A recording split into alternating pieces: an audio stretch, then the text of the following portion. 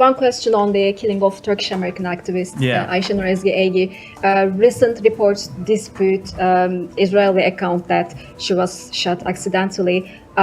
Given the what happened with the Shirin Abu Akleh's case, is the U.S. reconsidering its stance on the Israeli narrative on this, and is it still the U.S. position that you are waiting for the results of the Israeli investigation instead of launching a U.S.-led independent investigation as demanded by Ayşenur's family? Yeah, let me say this. We have been briefed on the results of the preliminary investigation by the government of Israel, and they have told us they are conducting a full criminal investigation. We are going to wait to pass any judgments about what steps ought to occur next until we have, in terms of from an investigative standpoint, until we've received the results of that investigation.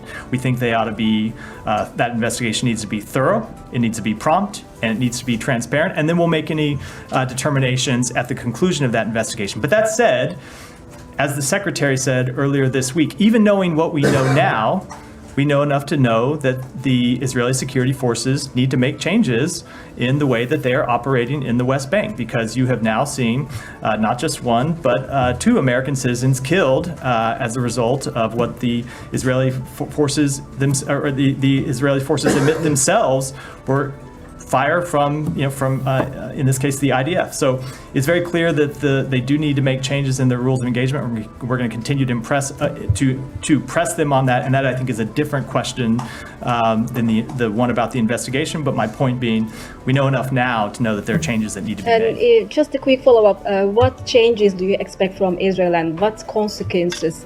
Will there be any consequences for Israel for killing a U.S. citizen? So we want to see changes to the rules of engagement. First of all, with respect to consequences, you do need to wait to see the results of the investigation to know whether there need to be any specific criminal consequences for the individuals involved. It's important that that investigation play out.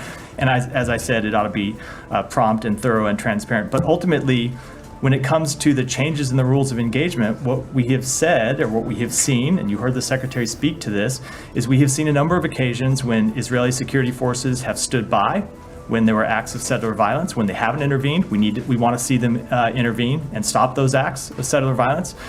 We have seen reports of excessive use of force by Israeli security forces against Palestinians, and now we've seen the death of two American citizens, and we want that to end. And that's why we want to see the changes to the rules of engagement.